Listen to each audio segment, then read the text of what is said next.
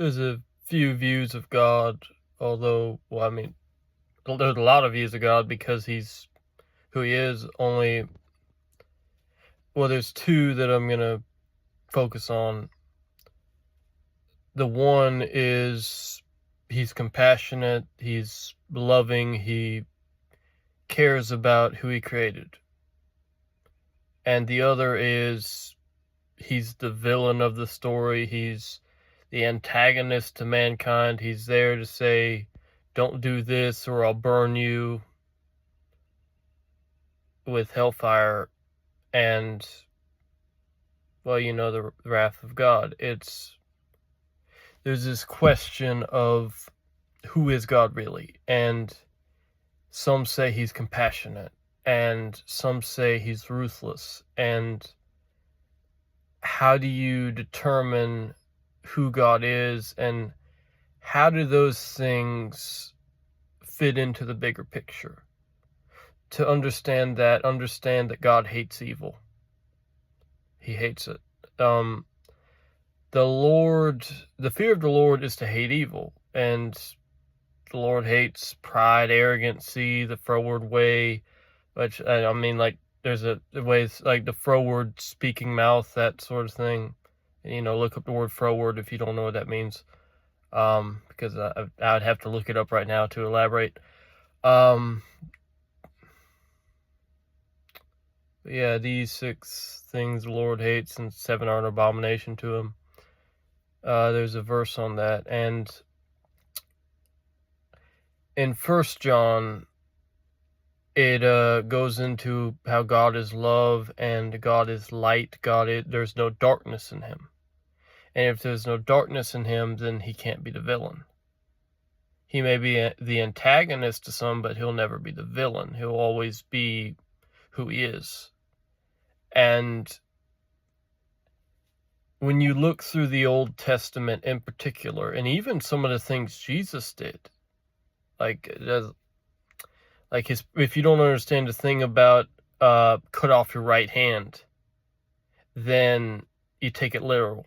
When the meaning of that is, it's designed to say, if something is messing you up and messing up your relationship with God, distance yourself from it. Because it's better that you lose that thing that is making it hard to be with God than it is to... It's better you be without that than to be without God.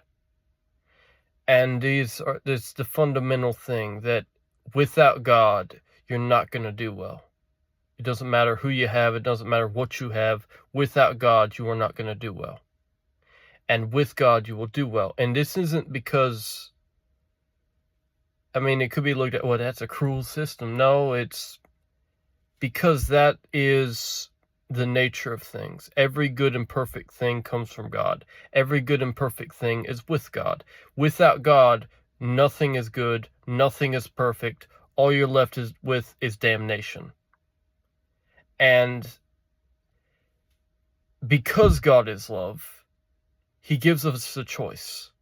He doesn't want any of us to go to hell, but he gives us the choice.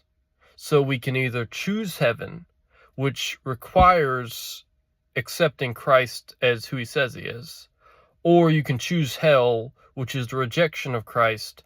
And why this ultimatum? Why is it that, okay, it has to be this way? Because God will not fellowship with evil. God will not align himself with evil. He may use the devil to test you. I mean, he'll allow him to do things that will test you. Because that's how love is proved, when you're tested. A marriage is proved when both the people are tested. If they're never tested, that's like in the Garden of Eden. God could have, just no fruit of the tree of knowledge, no evil tree. He didn't do that. He wanted them to be tested. He wanted them to have a choice. God is not about controlling you, even though when you submit to him, you have a better life for it. And